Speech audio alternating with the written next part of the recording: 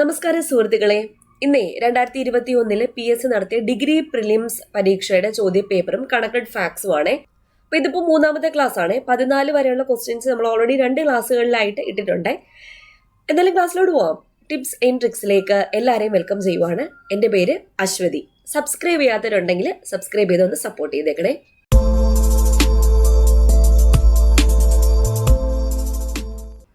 ആദ്യത്തെ ചോദ്യം, താഴെ പറയുന്ന പ്രസ്താവനകൾ പരിഗണിക്കുക.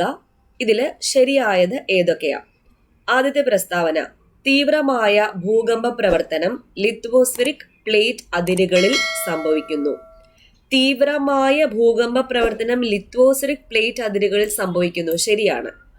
ഒത്തുചേരുന്ന ലിത്വോസ്ഫിറിക് പ്ലേറ്റ് അതിരുകളുടെ സമുദ്രഫലകങ്ങൾ സബ്ഡക്ഷന് വിധേയമാകുന്നു. ശരിയാണ്.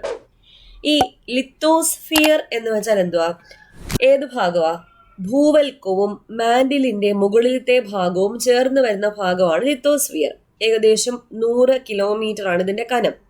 അപ്പോൾ ഭൂവൽക്കവും മാൻഡിലിന്റെ മുകളിലത്തെ ഭാഗവും ചേർന്ന് വരുന്ന പ്രദേശമാണ് ലിത്തോസ്ഫിയർ. ഈ അസ്തനോസ്ഫിയറോ? ലിത്തോസ്ഫിയറിന് താഴെയായി മാൻഡിലിന്റെ ഉപരിഭാഗത്തെ അർദ്ധ ദ്രാവകാവസ്ഥയിൽ സ്ഥിതി ചെയ്യുന്ന ഭാഗമാണ് അസ്തനോസ്ഫിയർ. ഈ ലിത്തോസ്ഫിറിക് പ്ലേറ്റ് എന്ന് വെച്ചാൽ അത് കാണപ്പെടുന്നത് അസ്തനോസ്ഫിയറിന്റെ മുകളില് ഖരാവസ്ഥയിലുള്ള ലിത്തോസ്ഫിയർ പൊട്ടിപ്പിളർന്ന് അനേകം പ്ലേറ്റുകളായിട്ട് കാണപ്പെടുന്നുണ്ട്. ഈ പ്ലേറ്റ്സിനെയാണ് ലിത്തോസ്ഫിറിക് പ്ലേറ്റുകൾ എന്ന് വിളിക്കുന്നത്. അസ്തനോസ്ഫിയറിന്റെ മുകളില് ഖരാവസ്ഥയിലുള്ള ലിത്തോസ്ഫിയർ പൊട്ടിപ്പിളർന്ന് അനേകം പ്ലേറ്റുകളായിട്ട് കാണപ്പെടുന്നുണ്ട്. ഇതാണ് ലിത്തോസ്ഫിറിക് പ്ലേറ്റുകൾ. ഈ ലിത്തോസ്ഫിറിക് പ്ലേറ്റുകളുടെ അതിരുകളെ അസ്ഥിരമായതുകൊണ്ട് അവ ഭൂകമ്പ ബാധിത പ്രദേശങ്ങളാണ്. അതാണ് ആദ്യത്തെ സ്റ്റേറ്റ്മെന്റ്. തീവ്രമായ ഭൂകമ്പ പ്രവർത്തനം ലിത്തോസ്ഫിറിക് പ്ലേറ്റ് അതിരുകളിൽ സംഭവിക്കുന്നു. ശരിയാണ്. ലിത്തോസ്ഫിറിക് പ്ലേറ്റുകളുടെ അതിരുകൾ അസ്ഥിരമായതുകൊണ്ട് അവ ഭൂകമ്പ ബാധിത പ്രദേശങ്ങളാണ്. ഇനി SCERT 9th സ്റ്റാൻഡേർഡില് നമ്മൾ സീമകളെ പറ്റി പഠിച്ചിട്ടുണ്ട്, ഫലകങ്ങളെ പറ്റി പഠിച്ചിട്ടുണ്ട്. ഈ 3 തരത്തിലുള്ള ഫലക സീമകൾ ഏതൊക്കെയാ? സംയോജക സീമ, വിയോജക സീമ, ഛേദക സീമ. ശിലാമണ്ഡല ഫലകങ്ങളുടെ വിവിധ തരം ചലനങ്ങൾ സൃഷ്ടിക്കുന്ന ഫലക സീമകളാണ് സംയോജക സീമ, വിയോജക സീമ, ഛേദക സീമ. ഈ സംയോജക സീമ എന്ന് വെച്ചാൽ ഫലകങ്ങൾ പരസ്പരം അടുത്ത് വരുന്ന അതിരുകളാണ് സംയോജക സീമ. വിയോജക സീമ എന്ന് വെച്ചാൽ ഫലകങ്ങൾ പരസ്പരം അകലുന്ന അതിരുകൾ. ഛേദക സീമ എന്ന് വെച്ചാൽ ഫലകങ്ങൾ പരസ്പരം ഉരസി നീങ്ങുന്ന അതിരുകളെയാണ് ഛേദക സീമ എന്ന് വിളിക്കുന്നത്. ഇനി ഈ രണ്ടാമത്തെ പ്രസ്താവന, സബ്ഡക്ഷൻ, ഒത്തുചേരുന്ന ലിത്തോസ്ഫിറിക് പ്ലേറ്റ് അതിരുകളുടെ സമുദ്രഫലകങ്ങൾ സബ്ഡക്ഷന് വിധേയമാകുന്നു. സബ്ഡക്ഷൻ സോൺസ്, നിമഞ്ജന മേഖലകൾ എന്ന് വെച്ചാൽ എന്തുവാ? ഈ സംയോജക സീമകൾ എന്ന് വെച്ചാൽ ഈ ഫലകങ്ങൾ പരസ്പരം അടുത്തു വരുന്ന സീമകളിൽ ഈ ഫലകങ്ങൾ പരസ്പരം കൂട്ടിമുട്ടിയാൽ സാന്ദ്രത കൂടിയ ഫലകം അസ്തനോസ്ഫിയറിലേക്ക് ആണ്ടുപോകുന്നു. ഈ മേഖലയാണ് നിമഞ്ജന മേഖലകൾ, സബ്ഡക്ഷൻ സോൺസ് എന്ന് വിളിക്കുന്നത്. അപ്പൊ തന്നിരിക്കുന്ന 2 പ്രസ്താവനകളും ശരിയാണ്. സി ആണ് ഉത്തരം. അടുത്ത ചോദ്യം, fiscal responsibility and budget management FRBMA, fiscal responsibility and budget management act 2003 ബന്ധപ്പെട്ട് താഴെ പറയുന്ന ലക്ഷ്യങ്ങളിൽ ഏതാണ് ശരിയായിട്ടുള്ളത്? ഇവിടെ തന്നിരിക്കുന്നതിൽ 2ഉം 3ഉം മാത്രമാണ് ശരിയായിട്ടുള്ളത്. 2ഉം 3ഉം മാത്രം. ബി ആണ് ഉത്തരം. റവന്യൂ കമ്മി പൂർണ്ണമായി ഇല്ലാതാക്കണം. സാമ്പത്തിക പ്രവർത്തനങ്ങളിൽ കൂടുതൽ സുതാര്യത വേണം. FRBMA 2003 2003 ധന ഉത്തരവാദിത്ത ബഡ്ജറ്റ് പരിപാലന നിയമം. അതാണ് FRBMA, fiscal responsibility and budget management act, ധന ഉത്തരവാദിത്ത ബഡ്ജറ്റ് പരിപാലന നിയമം. ഇതിൽ ആദ്യത്തെ ഓപ്ഷനില്ലേ, ധനക്കമ്മി GDPയുടെ 5% കുറയ്ക്കണം. അത് തെറ്റാ. ധനക്കമ്മി GDPയുടെ 3% താഴെയാക്കി വേണം നിലനിർത്താൻ. അതുപോലെ തന്നെ ഓരോ വർഷവും ഈ ധനക്കമ്മിയും റവന്യൂ കമ്മിയും യഥാക്രമം GDPയുടെ 0.3%, 0.5% വീതം കുറച്ചു കൊണ്ടുവരണം. പിന്നെ 2006, 2007 മുതൽ കേന്ദ്ര ഗവൺമെന്റ് സെക്യൂരിറ്റികളുടെ ആദ്യ വിൽപ്പന വരിക്കാരാവരുത്. ധനകാര്യ പ്രവർത്തനങ്ങളിൽ കൂടുതൽ സുതാര്യത ഉറപ്പുവരുത്തണം. ബഡ്ജറ്റിലെ വരവും കണക്കുകളുമായി ബന്ധപ്പെട്ട പാദവാർഷിക അവലോകനം പാർലമെന്റിലെ ഇരുസഭകളിലും അവതരിപ്പിക്കണം. പിന്നെ ദേശസുരക്ഷ, ദേശീയ ദുരന്തങ്ങൾ, കേന്ദ്ര ഗവൺമെന്റിന് അസാധാരണമായി കരുതുന്ന മറ്റ് സന്ദർഭങ്ങൾ തുടങ്ങിയ സാഹചര്യങ്ങളിൽ ബഡ്ജറ്റ് കമ്മി നിശ്ചിത ലക്ഷ്യത്തേക്കാൾ വർദ്ധിക്കാവുന്നതാണ്. ചെലവ് താൽക്കാലികമായി വരവിനേക്കാൾ കൂടുതലാകുമ്പോൾ കേന്ദ്ര സർക്കാരിന് ഭാരതീയ റിസർവ് ബാങ്കിൽ നിന്നും പണം മുൻകൂറായി കൈപ്പറ്റാമെന്നല്ലാതെ വായ്പകൾ വാങ്ങരുത്. ഇതൊക്കെയാണ് FRBMA പറയുന്നത്. അപ്പൊ ആദ്യത്തെ ഓപ്ഷൻ തെറ്റാനുള്ള കാരണം 3% കുറയ്ക്കണം എന്നാണ് വരേണ്ടത്. അടുത്ത ചോദ്യം, താഴെ പറയുന്ന ഡേറ്റയിൽ നിന്ന് ഫാക്ടർ വിലയ്ക്ക് NNP കണക്കാക്കുക. NNP at ഫാക്ടർ കോസ്റ്റ് കണ്ടുപിടിക്കാനുള്ള ഫോർമുല എന്താ? NNP at market price minus net indirect tax ആണ്. NNP at മാർക്കറ്റ് പ്രൈസ്, അതാ ഇവിടെ തന്നേക്കുന്ന NNPയുടെ വിപണി വില 5000 കോടിയാണ്. 5000 കോടി. അതേ മൈനസ് നെറ്റ് ഇൻഡയറക്ട് ടാക്സ് ആണ്. ഇവിടെ ഇൻഡയറക്ട് ടാക്സ് പരോക്ഷ നികുതി 400 കോടിയും സബ്സിഡി 200 കോടിയാണ്. അപ്പൊ ഇൻഡയറക്ട് ടാക്സ് സബ്സിഡി ഈ 400 പരോക്ഷ നികുതിയിൽ ഇൻഡയറക്ട് ടാക്സിന്റെ സബ്സിഡി ഇല്ലേ, ആ 200 കോടി സബ്സിഡി 200 അതും കൂടെ സബ്ട്രാക്ട് ചെയ്യുമ്പോഴാണ് നെറ്റ് ഇൻഡയറക്ട് ടാക്സ് കിട്ടുന്നത്. അപ്പൊ 400 മൈനസ് 200. അപ്പൊ ടോട്ടൽ എത്രയാ? 4800 കോടിയാണ്. 4800 കോടി. അപ്പൊ NNP at ഫാക്ടർ കോസ്റ്റ് കണ്ടുപിടിക്കാൻ NNP at market price minus net indirect tax. അപ്പൊ NNP at market price minus indirect ടാക്സും അതുപോലെ സബ്സിഡിയും കൂടി കുറയ്ക്കണം. 400 മൈനസ് 200 എടുക്കുമ്പം 200 വരും.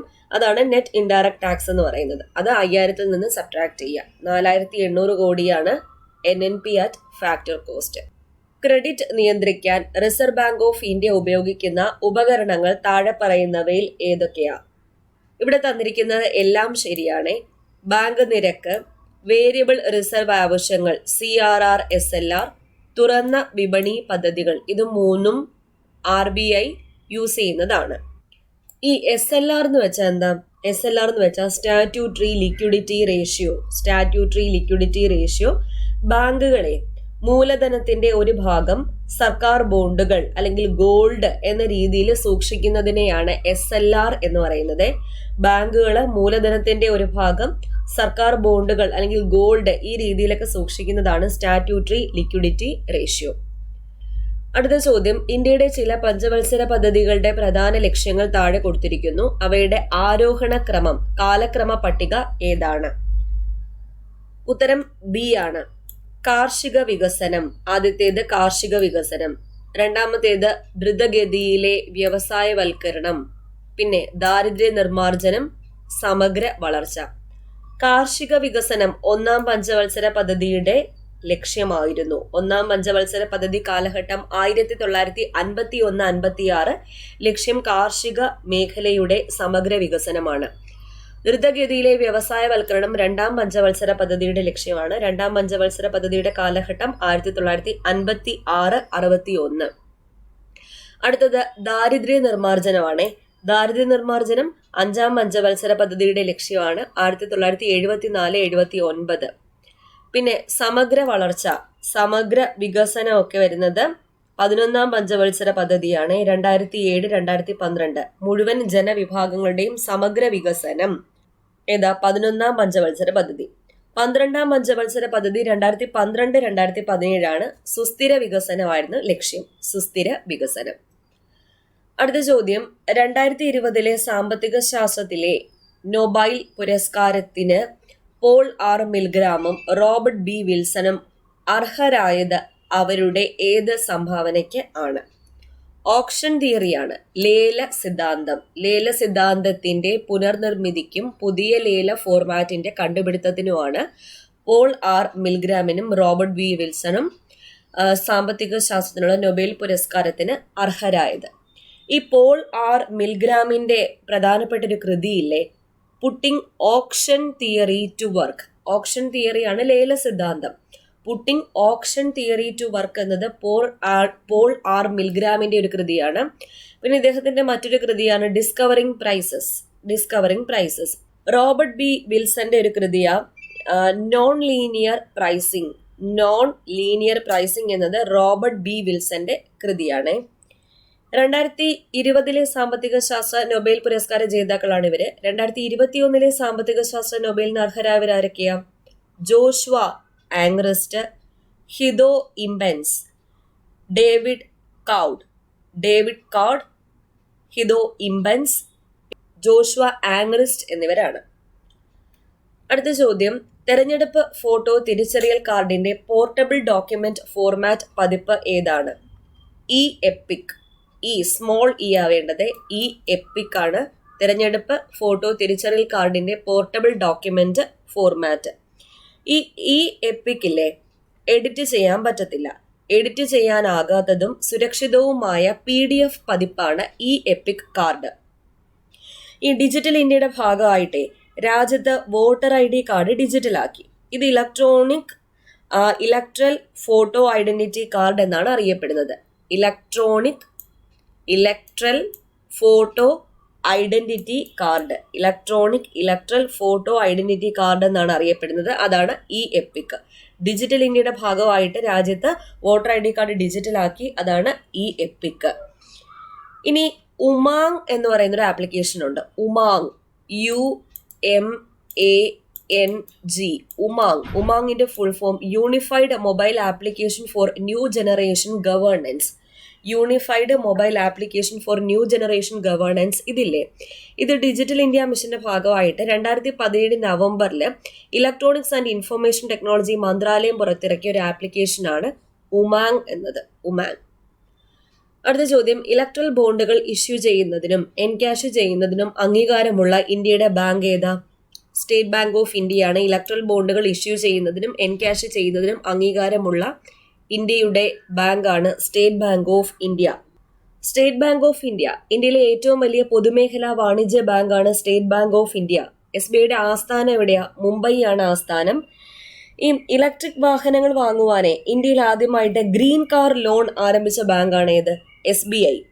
SBIയുടെ പഴയ പേര് ഇംപീരിയൽ ബാങ്ക് സ്ഥാപിതമായത് 1921 ഈ imperial bank state bank of India എന്ന് പുനർനാമകരണം ചെയ്യപ്പെട്ടതോ 1955 ജൂലൈ മാസം 1 ഇനി SBI ആരംഭിച്ച യൂണിഫൈഡ് പേയ്മെന്റ് ടെർമിനലിന്റെ പേരെന്താ? മോപാഡ്. MOPAD. മോപാഡ് എന്നതാണ് SBI ആരംഭിച്ച യൂണിഫൈഡ് പേയ്മെന്റ് ടെർമിനൽ. മോപാഡിന്റെ full form multi option payment acceptance device. അടുത്ത ചോദ്യം, അധികാരങ്ങളുടെ വിഭജനം എന്ന പദം സൂചിപ്പിക്കുന്നത് മുകളിൽ പറഞ്ഞതെല്ലാം.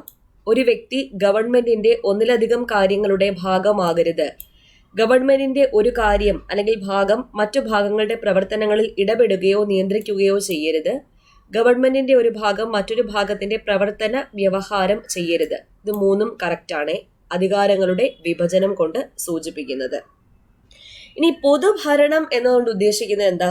രാജ്യത്ത് നിലവിലുള്ള നിയമങ്ങളും ഗവൺമെന്റിന്റെ നയപരിപാടികളും വികസന പദ്ധതികളും നടപ്പിലാക്കുന്നതിന് ഭൗതിക സാഹചര്യങ്ങളും മനുഷ്യ വിഭവങ്ങളും ഫലപ്രദമായി വിനിയോഗിക്കുന്നതിനെയാണ് പൊതുഭരണം എന്തുകൊണ്ട് അർത്ഥമാക്കുന്നത്.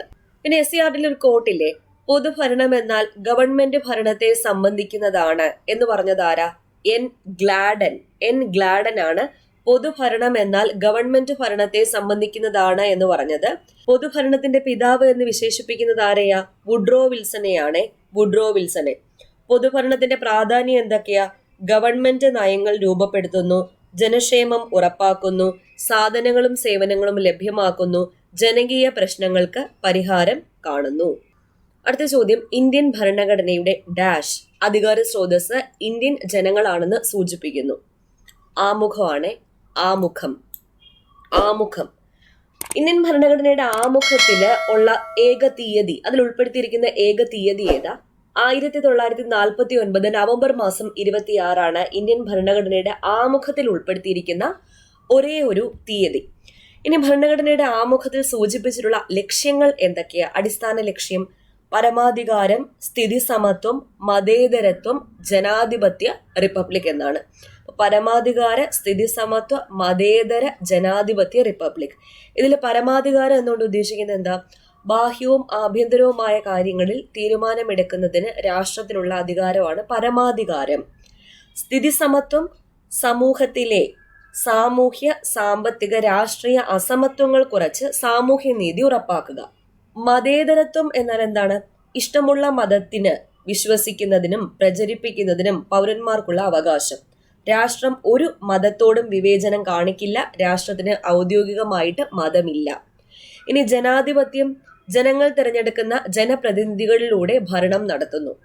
റിപ്പബ്ലിക്കോ, രാഷ്ട്രത്തലവനെ തെരഞ്ഞെടുപ്പിലൂടെ നിശ്ചയിക്കുന്നു. ഇതാണ് ഈ 5 ആശയങ്ങൾ കൊണ്ട് സൂചിപ്പിക്കുന്നത്. ഇനി ഇതിൽ ഈ സ്വാതന്ത്ര്യം, സമത്വം, സാഹോദര്യം, ഭരണഘടനയുടെ ആമുഖത്തിന്റെ ലക്ഷ്യങ്ങൾ എന്ന് പറയുന്ന നീതി, സ്വാതന്ത്ര്യം, സമത്വം, സാഹോദര്യമാണ്. ഇതിൽ സ്വാതന്ത്ര്യം, സമത്വം, സാഹോദര്യം എന്നീ ആശയങ്ങൾ ഇന്ത്യ ഫ്രാൻസിൽ നിന്നാണ് കടമെടുത്തത്. ഫ്രാൻസിൽ നിന്ന്. ഓക്കെ, അടുത്ത ചോദ്യം. താഴെ പറയുന്നവയിൽ ഏതാണ് ഇന്ത്യയിലെ ക്ലാസിക്കൽ ഭാഷ അല്ലാത്തത്? ഹിന്ദിയാണ് ക്ലാസിക്കൽ ഭാഷ അല്ലാത്തത്. ഇപ്പൊ ഇന്ത്യയിലെ 6 ക്ലാസിക്കൽ ഭാഷകളാണുള്ളത്. ഏതൊക്കെയാ? തമിഴ്, സംസ്കൃതം, കന്നഡ, തെലുങ്ക്, മലയാളം, ഒഡിയ. തമിഴ്, സംസ്കൃതം, കന്നഡ, തെലുങ്ക്, മലയാളം, ഒഡിയ. തമിഴിന് ക്ലാസിക്കൽ ഭാഷാ പദവി ലഭിച്ച വർഷം 2004. തമിഴിന് എന്നാ ലഭിച്ചത്? 2004 സംസ്കൃതത്തിന് 2005 ക്ലാസിക്കൽ ഭാഷാ പദവി ലഭിച്ചത്. 2008 കന്നഡയ്ക്കും തെലുങ്കിനും ലഭിച്ചത്. 2008 കന്നഡയ്ക്കും തെലുങ്കിനും ലഭിച്ചത്. മലയാളത്തിന് ക്ലാസിക്കൽ ഭാഷാ പദവി ലഭിച്ചത് 2013 മെയ് 23. ഒഡിയയ്ക്കോ 2014 ക്ലാസിക്കൽ ഭാഷാ പദവി ലഭിച്ചത്. ഇന്ത്യയിൽ ആകെ 6 ക്ലാസിക്കൽ ഭാഷകളാണ് ഉള്ളത്. ആദ്യത്തെ ഭാഷ, ക്ലാസിക്കൽ ഭാഷാ പദവി ലഭിച്ച ആദ്യത്തെ ഭാഷ തമിഴാണ്. 2004. സംസ്കൃതത്തിന് ലഭിച്ചത് 2005. കന്നഡയ്ക്കും തെലുങ്കിനും 2008 ലഭിച്ചത്. മലയാളത്തിന് ലഭിച്ചത് 2013 മെയ് 23. ഒഡിയയ്ക്ക് 2014 ലഭിച്ചത്. ഓക്കെ, അപ്പൊ ഇത്രയും ചോദ്യങ്ങളാണ് ഇന്ന് ഡിസ്കസ് ചെയ്തത്. ഉപകാരപ്പെട്ടു എന്ന് വിചാരിക്കുക. എന്തെങ്കിലും എക്സ്ട്രാ പോയിന്റ്സ് കിട്ടിയിട്ടുണ്ടെങ്കിൽ, ഞാൻ പറഞ്ഞില്ലേ എക്സ്ട്രാ പോയിന്റ്സ് ഇപ്പം റിലേറ്റഡ് ഫാക്ട്സിന് കിട്ടുന്നുണ്ടെങ്കിൽ അത് നോട്ട് ചെയ്യാൻ വേണ്ടിയിട്ട് ചെറിയൊരു ബുക്ക് കയ്യിൽ വെച്ചേക്കാം. ഈ വക ക്ലാസ്സുകൾ കേൾക്കുമ്പോഴേ ഒന്ന് നോട്ട് ചെയ്ത് പോയി ഇടയ്ക്കിടയ്ക്ക് റിവൈസ് ചെയ്ത് കഴിഞ്ഞാൽ നല്ലതായിരിക്കും. വീഡിയോ ഇഷ്ടപ്പെട്ടാൽ ലൈക്ക് ചെയ്യാൻ മറക്കരുതേ. പിന്നെ സബ്സ്ക്രൈബ് ചെയ്യാതെ ആരെങ്കിലും കാണുന്നുണ്ടെങ്കിൽ സബ്സ്ക്രൈബ് ചെയ്ത് സപ്പോർട്ടും കൂടി ചെയ്തേക്കാം. വീണ്ടും കാണാം. Thank you.